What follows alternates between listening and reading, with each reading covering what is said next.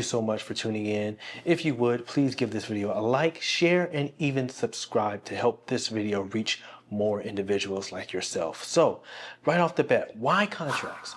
Why do we need them? Why should us as drone pilots, drone operators use them? Well, they have a significant benefit. You see, contracts, or what I like to call service agreements, they actually protect you as well as the client, both legally as well as financially. Because anytime you step into a new project or new role, and it's a pretty big job, or it's a lot of detail in that job, you always want to make sure that both parties are on the same page. Many times people get taken advantage of, especially contractors. They may get taken advantage of, or even clients even get taken advantage of, if there is no binding document agreement that holds both sides accountable, right? And so this is why contracts are so important. So I have a few things here that I want to share with you all. First, let's talk about the different types of contracts. Now, the one that I'm more so speaking about today, and it's pretty much the main one that I typically use, and probably a common one that you will use as well, that is the service agreement. Okay, so the service agreement here is really just your basic contract. It just outlines the details of the job, of the venue, of the event, whatever it is that's going on. It just basically covers everything that's supposed to take place during that event. All right. So next, you have, say you need to license a certain footage. Okay. Well, in that case, if that's the case, then you need a licensing agreement. Okay, that's what you need. You need a licensing agreement. If you are working under another company, then you want to then acquire what's called a subcontractor agreement. All right. And then lastly, if you are, say, whatever you are involved in deals with or involves a lot of privacy, security type matters, then you may want to throw in what's called a NDA, which stands for non-disclosure agreement. All right. I'm not going to break all those down, but this is just to give you a insight of the different types of agreements. Now, there are many more, but these are the most common. And so let's move right into it, because there are at least 5, maybe more. There's probably more, but I'd say top 5, there are at least 5 must-have clauses that you need to have in your contract, okay, in your service agreement. So the first one is scope of work. And what I mean by scope of work is basically what you are delivering and when. Make that plain. Write it out. Explain what your services or service is rendering, and explain when it's going to happen. Detail and show forth the location, the time of the event, the objective, just any bit of information to capture the overall scope of the event. That's key. That's number 1. All right. Next is payment terms. In other words, how much and when is it due?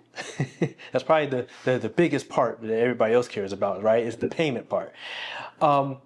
This is all up to you. Now, I'm not going to go through, what you should charge and all that stuff. That's a whole nother video in itself. But what I will tell you is, based on whatever you determine, you need to make sure that your clients understand this is what you're asking for. Okay. You need to also understand that it is necessary to let them know if there are any discounts involved, if there are any other payment options involved. You need to let them know what forms of payment you accept. All of that stuff needs to be ironed out and indicated in your service agreement. Okay.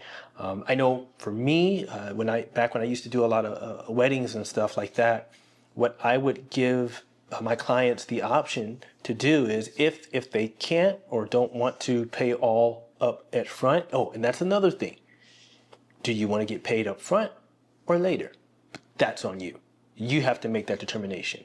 Me, I like getting paid up front, but I do give the option when it's a big project, pay half now, half later, at least 1 week prior to the venue.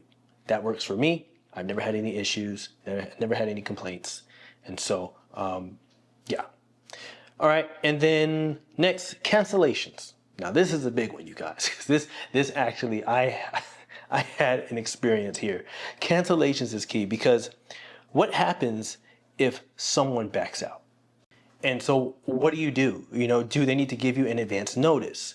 You need to write that down. Do they need to make you aware in a timely manner? You need to write that down. Will you have a refund clause in there? Or will you have a no refund clause in there? You need to write that down. That needs to be specified, okay? All right, moving on.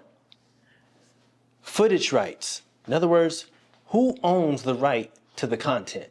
Now, that is huge. I have that in a little clause on my service agreements, because you want to make sure that the client understands how the content will and will not be used. All right, so that's important and that is key.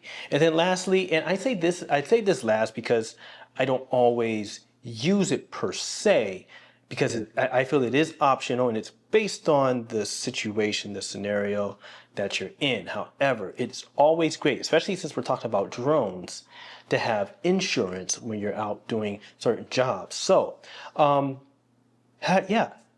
a section that breaks down the type of insurance that you're using, especially when you're working with a company or have been hired by a company to do a said project for them. You want to come in professionally, letting them know that, hey, you're covered on your end should there be an accident, and also by putting them on that insurance also helps protect them too in terms of a liability standpoint. So if you're wondering, well, Tim, which drone insurance should I use? I got one for you, and I think you'll like this one. It's called Skywatch.ai. Skywatch.ai.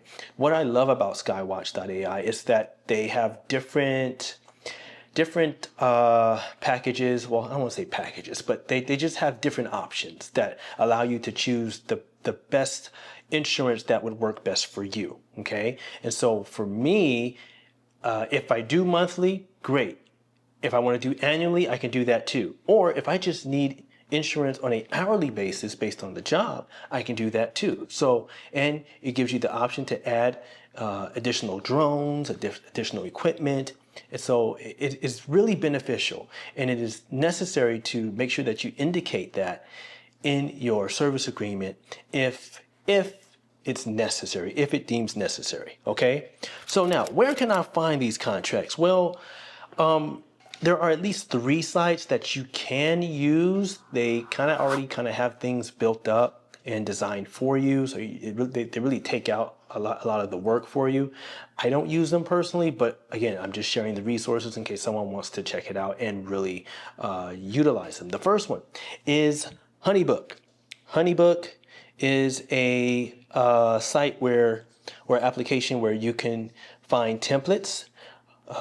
And then you have Bonsai, and then lastly, Docracy. Again, I've never really used those, but then you may be wondering, well, what do you use? And what did you do? Thought you never asked. So what I did, and this was years ago, back when I first started doing videography services and stuff like that, I simply went online. This is like 2013, 2014, right? I just typed in online, free contract templates. I found something that I thought looked a bit decent. And so what I did was I used that and created my own version. I modified that and created my own version to use, and to send to my clients, right? So that's simply what I did. And that's basically what I've been using, along with some other ones and stuff like that I've came across along the way. And then Or maybe you can probably just call a lawyer and see if you want to pay for that. I don't know if it's a free service or not, but that is something that you can look into. I have heard of individuals doing that too. You can always get legal guidance and maybe have one drafted for you to have the specific terms and conditions and the things that you need to have in there, and to make sure that the wording is properly organized and in place to read in the way that a contract should read, okay? And then after that, you don't want to skip on e-signatures. And the reason why I say you don't want to skip this is because, yes, you can probably print out the agreement, you can meet the person in person and have them sign, and you just got to make sure that they get a copy. But in these days, I mean, things can be done electronically via eSign. And I love some of the platforms that are out there. The one that I use specifically is DocuSign. I like DocuSign, but there's others. There's Adobe Sign, and there's another one, HelloSign. I haven't used any of those, but yeah, e-signature is a must, because until it is signed, it is not a legally binding document that you can that anyone can hold anyone accountable to, because number one, there's no signature. Number two, there's no date showing a timestamp of when this was agreed upon. Okay, so take advantage of that. DocuSign is great. I would recommend, with any document that you have, if it's not already in a PDF format, make sure you export it to PDF and then upload it to one of those sites, so that then you can add in the specific fields that will enable your client and yourself to sign electronically, okay? And then once you're done, send it to your client, wait for them to respond, and then you're good. You're good. You are good. And so that's basically it, man. Again, it's up to you. You don't have to, but it sure does.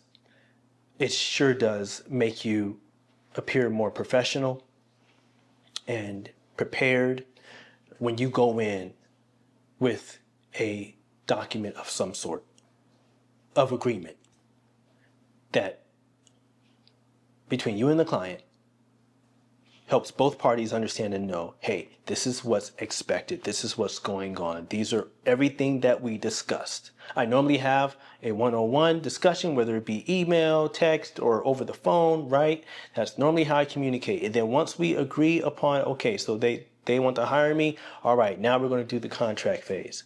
And everything that I discuss, everything that I discuss, I bear it out in the contract, so that they can't say that we didn't talk about this, okay? So that's it, bottom line. If you're flying for business, you need to protect yourself like a pro. So what I've done to get you guys started, for those who want to go ahead and take it upon yourself to go ahead and do some research and figure this out and look at some of the apps and sites that I shared with you, go right ahead.